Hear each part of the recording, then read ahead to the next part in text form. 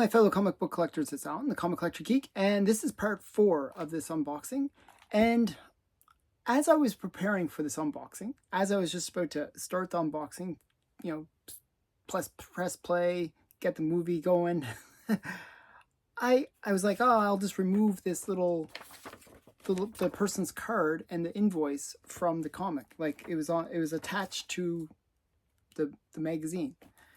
And I noticed when I removed this piece of tape, you can see a little piece in there. That's a little piece of the comic. That's a little piece of the magazine. They actually taped their card to the magazine. Like it was attached to the bottom of the bag, and the magazine had slipped out just a bit, so that when this tape went on, it actually went on to the magazine itself rather than the bag. I don't know why they did that. Like, you know, why not tape it in the middle rather than right at the end where the magazine was sticking out? So I'll show you. This is the magazine. You can see the little piece that's missing because they taped their card there. It's like so annoying. Why did they do that? So you're probably wondering, what is significant about this magazine anyways? It's like the New Yorker from January 18th, 1941. This is actually a pretty rare and pretty hard to find magazine. And it's pretty major key for those people who like Wednesday, the Addams Family, those people. This is actually the very first appearance of Uncle Fester. I gotta find it. Yeah, I don't know why they did that. It's just like so annoying. I was like, oh, this is gonna be a great video, and then that happens. So why would you tape your card? Like and if you tape your card to something and destroy the thing that you're sending, that's not a good way people are gonna think of you. So it's kind of dumb. One sec here, I gotta find it. It's like a little. So the way it worked was Chaz Addams, who was the creator of the Addams Family, he would do it wasn't like a very complicated, like multi-paneled cartoon strip. It was just a single panel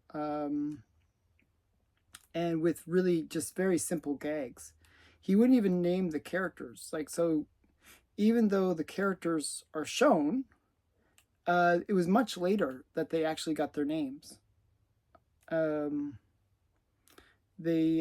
He would just show them, like he would use the same design style for each of the characters, but he would not, yeah, here it is here. Oof, had to find it. So you see, that's Uncle Fester.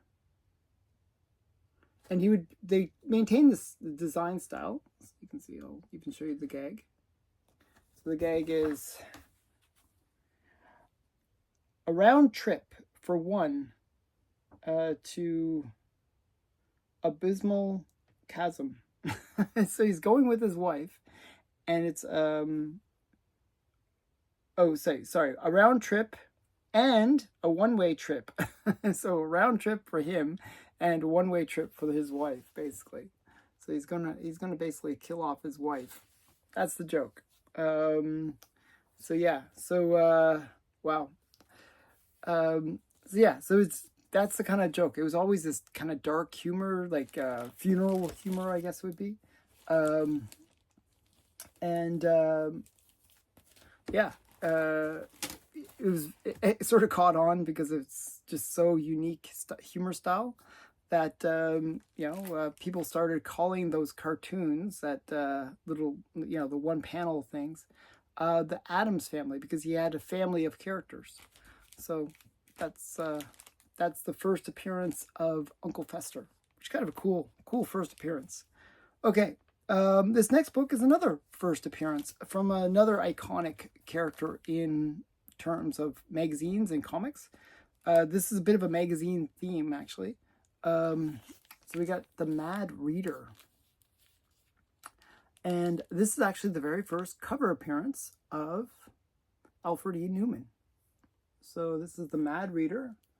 This is a first printing. There's multiple printings of this book, so you got to be careful. There's like about 20 printings of this book. But if you get the very first printing, you'll get the first appearance of Alfred E. Newman. And this is from 1954. So the Mad Reader. And yeah, it's the first cover appearance of Alfred E. Newman. So that's cool. And another kind of cool magazine. Oops. That I got. And I just thought this is sort of like an iconic image. This is the Saturday Evening Post. I forget who the artist is. I don't have to say what it's like here.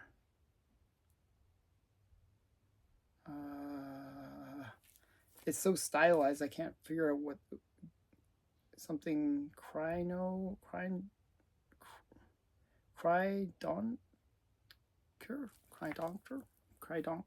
maybe.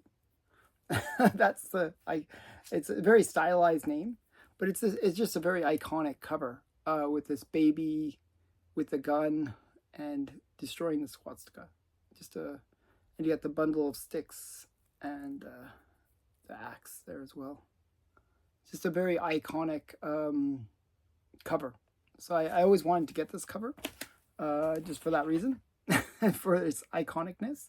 It's from January 2nd, 1943. So right at the height of the Americans entering the war or being involved with the war with Germany. So, and one more magazine.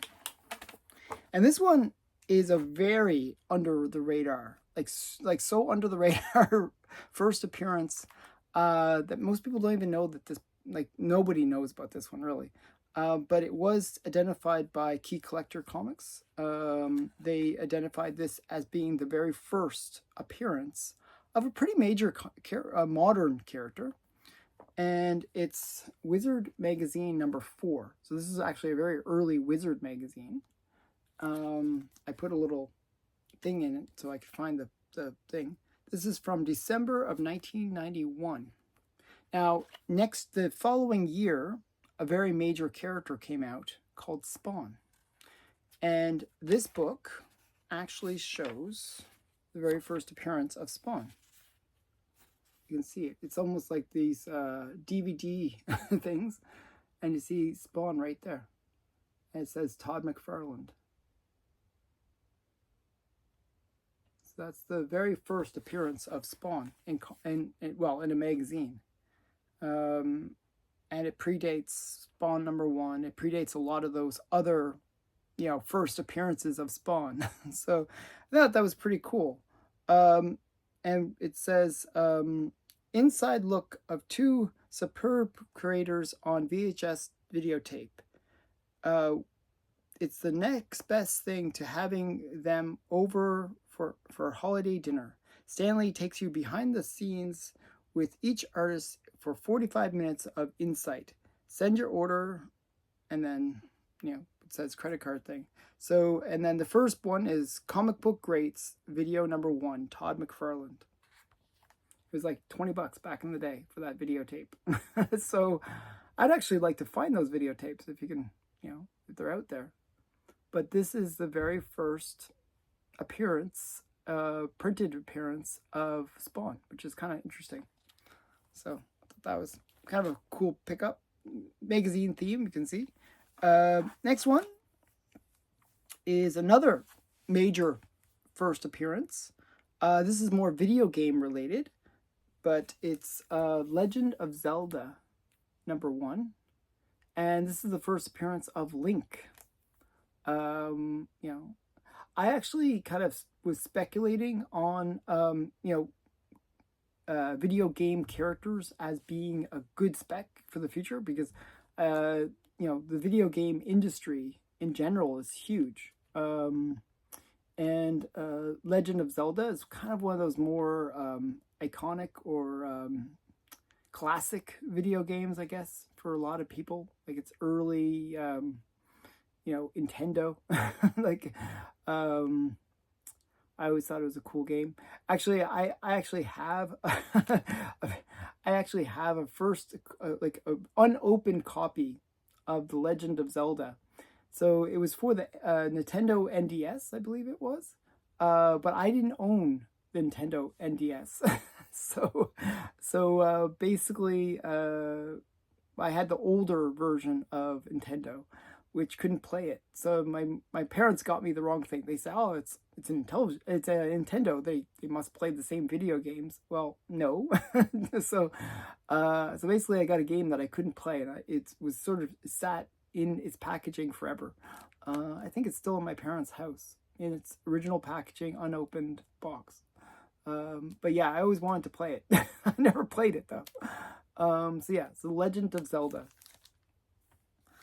Okay, so next one. This is the last on this. Just one more book to show. And it's a Golden Age graded book. So I kind of want to have at least one Golden Age comic in here for you to see.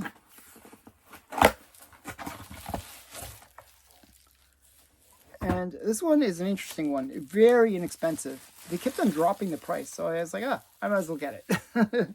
Basically, they dropped the price like so many times. It was under $100, and it's an LB Cole. So some of the titles that LB Cole did are very inexpensive if you want to pick them up. He did this publication called Star Comics, and you know, many of them are very, very pricey. Like, you know, his, what is it? Weird Tales of Terror, for example. Very expensive title. Startling Tales, very expensive. Well, this is one of the ones that is not expensive. It's Shocking Mystery. I think I paid like $80. It was something like that. It was not really expensive. But it's it's LB Cole. It's got the little bit of LB Cole colors going on there. But yeah, this would have been, this is from 1954. Nothing super iconic about it. But I mean, it's sadly where it's missing a piece. It's missing a little piece down here. Is right where his signature was. So you can see his signature, but it's ripped there. But still, I'm happy to have another LB Cole in my collection. I have a whole cubby in behind me that's devoted to LB Cole books. So I have about 50 slabbed books and maybe another 100 raw LB Cole covers. So I have a pretty good LB Cole collection going on. But yeah, so that's the last of the ones in this one.